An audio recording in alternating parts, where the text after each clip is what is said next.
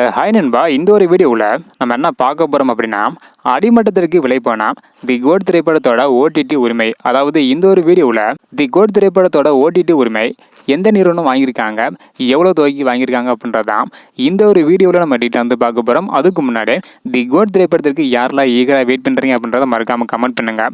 இன்னும் நம்ம சேனலை சப்ஸ்கிரைப் பண்ணாமல் இருந்தீங்கன்னா மறக்காமல் பண்ணிக்கோங்க. ஓகே அன்பா, வாங்க நிற்கான வீடியோக்குள்ளே போகலாம். ஓகே அன்பா, தி கோட் திரைப்படத்தோட ஓடிடி உரிமத்தை யார் வாங்கியிருக்காங்க, எவ்வளோ தொகைக்கு வாங்கியிருக்காங்க அப்படின்றத பார்க்கறதுக்கு முன்னாடி தி கோட் திரைப்படத்தோட செகண்ட் சிங்கிள் தளபதி விஜயோட பிறந்த நாளான ஜூன் 22ஆம் தேதி அடுத்த மாதம் ரிலீஸ் ஆக போகுது. படம் செப்டம்பர் 5ஆம் தேதி வெளியிட போகிறாங்க. தற்பொழுது போஸ்ட் ப்ரொடக்ஷன் பணிகள் வந்து பார்த்தீங்கன்னா விறுவிறுப்பு வந்து நடைபெற்று வருது.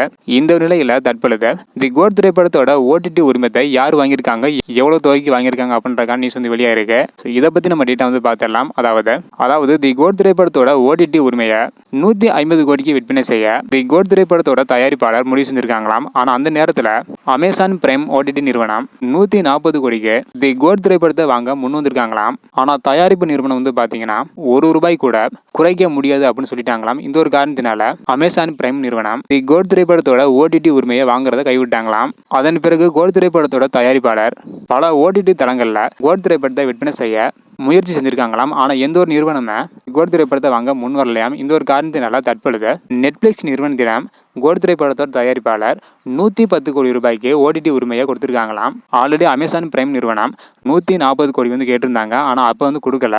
ஸோ இப்போ வந்து பார்த்தீங்கன்னா மிகவும் குறைவாக ₹110 கோடி வந்து கொடுத்துருக்காங்களாம். ஓகே நண்பா, இதை பற்றி நீங்கள் நினைக்கிறீங்க அப்படின்னா மறக்காம கமெண்ட் பண்ணுங்க. தி கோட் திரைப்படத்துக்கு யாரெல்லாம் ஈகராக வெயிட் பண்ணுறீங்க அப்படின்னு மறக்காம கமெண்ட் பண்ணுங்க. இந்த வீடியோ பார்த்தீங்கன்னா மறக்காம எல்லாருக்குமே ஷேர் பண்ணுங்க. ஓகே நண்பா, தேங்க்யூ.